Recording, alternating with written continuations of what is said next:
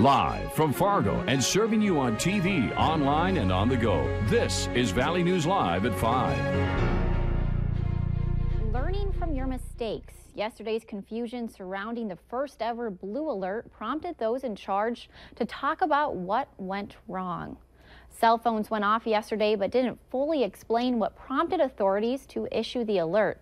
As we now know, it was to notify you about a man on the loose, accused of trying to run down an officer in Bismarck. After issuing a public apology for the confusion and angst, we were told a meeting was planned for today to go over what went wrong and consider necessary changes. Just moments ago, a statement was released from the Department of Emergency Services. It says in part, "We went through the process step by step. Overall, we agreed our procedure works and our collaborative approach is a strength. An important area of discussion revolved around our need to balance speed with accuracy of information. We never want to compromise our accuracy for the sake of speed."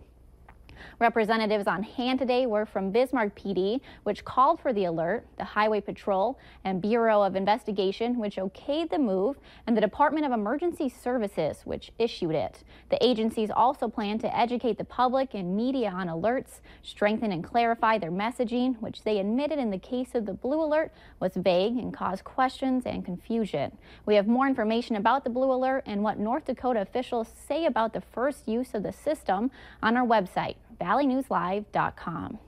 Meanwhile, the man responsible is now in custody, but police are still looking for the other man believed to be in the vehicle involved in the escape.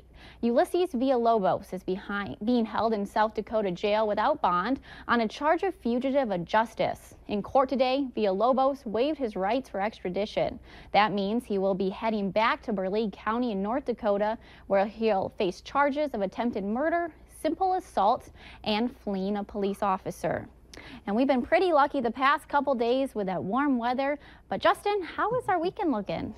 Well, it looks like we're going to see more of the same as we go through the weekend. Temperatures well above our normal high into the upper teens, and we deserved it because we spent so long below normal as we made our way through the month of January. 35 right now in Fargo, 36 Devils Lake, and a 37 out toward Bemidji, even warmer into the mid-40s as you make your way into portions of central South Dakota.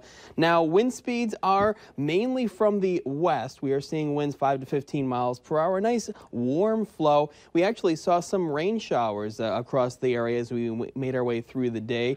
Other than that, we have mostly cloudy skies, and that is going to be the story. We are going to stay dry as we go through the evening. For evening plans, temperatures again well above normal as we should be into the lower 30s as we keep a wind from the west 5 to 15 miles per hour. We'll tell you how warm it's going to get as we go through the weekend and start next week coming up later in the newscast.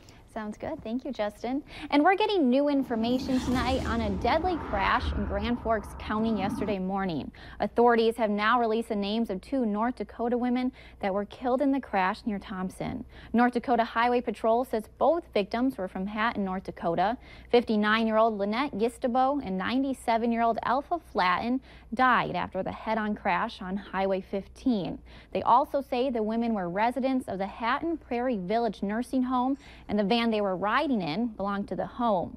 Troopers say the roads were frost-covered at the time of the crash. Fargo police say a runaway teen from Williston could now be in our area.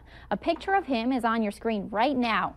Dayton Murray was last seen wearing a black shirt, tan pants, white shoes, and a black baseball cap. Murray is 16 years old, about 5'9" and 150 pounds. He has brown hair and blue eyes. If you have any information as to his whereabouts, please call Fargo Public Dispatch at 451-7660. The Fargo Police Department is also putting out a notification about an event that could cause some traffic trouble in the downtown area this weekend. They say the Women's March beginning at noon on Saturday could cause problems for drivers in the area. The march is planned to start at the Civic Center and work its way in downtown. You can see the route in red. Police are also asking that marchers honor traffic lights, stay off the streets, and allow pedestrians to pass through freely to help ease the traffic problems. President Trump called Senate Majority Leader Chuck Schumer to a meeting at the White House as threat of the first government shutdown since 2013 looms in Washington. The Senate has just hours to come up with a plan to keep the government open, but immigration remains a key sticking point. Wei Zhejiang has the latest from Capitol Hill.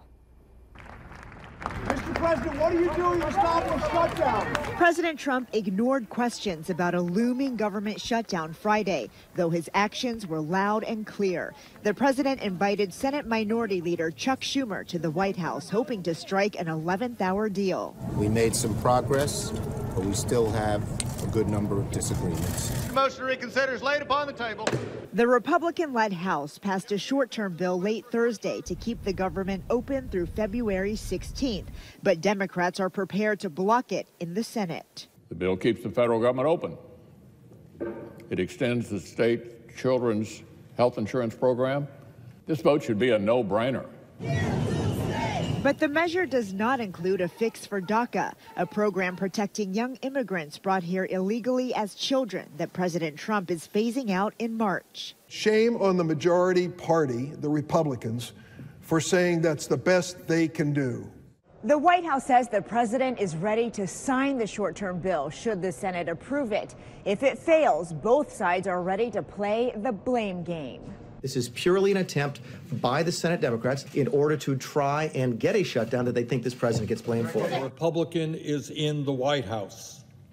Please do not shut the government down. Senator Schumer has floated the idea of a 4 or 5 day extension to buy time to negotiate.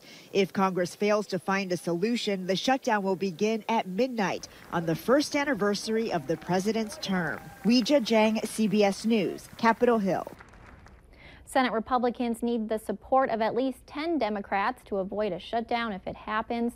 All non-essential government employees could be put on unpaid leave, and some national parks and museums would close. The Las Vegas police releasing a preliminary report today on last year's mass shooting, the worst in U.S. history.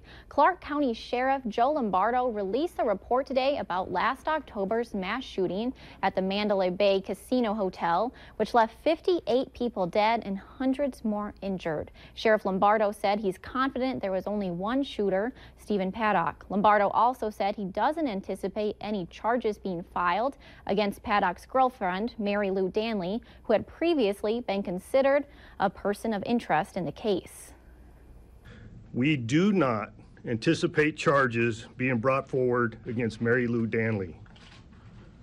As to any other people, the FBI has an ongoing case against an individual of federal interest. A full comprehensive report on the shooting is expected to be released at the end of the year. And remember to like Valley News Live on Facebook. You can follow the latest news, weather, and breaking news updates anytime on your feed. Just search Valley News Live, like our page, and you'll stay informed throughout the entire day. The win for North Dakota State over James Madison University in the FCS Championship is history, but for the congressmen who represent those areas, well, the news is still setting in. While North Dakota Congressman Kevin Cramer and Virginia Congressman Bob Goodlatte get along just fine on the House floor, the football field, however, is a different story. Two of their beloved teams faced off in the FCS Championship. The Bisons defeated the Dukes 17-13. Normally in a wager, the loser has to bring the gift, but both congressmen exchanged presents with goodies from each of their home state and promise they'll be back to face off again. It's put a spotlight on FCS football, and it's put a spotlight on two programs that are more than just national champions every now and then. These are two great schools. They're great schools, but go Dukes. Go Bison. Both congressmen say it's all in good fun, but when it comes time for next year's matchup, their game faces will be on. Still ahead tonight, it's a new workout trend that will have you releasing your inner animal. We'll explain after the break.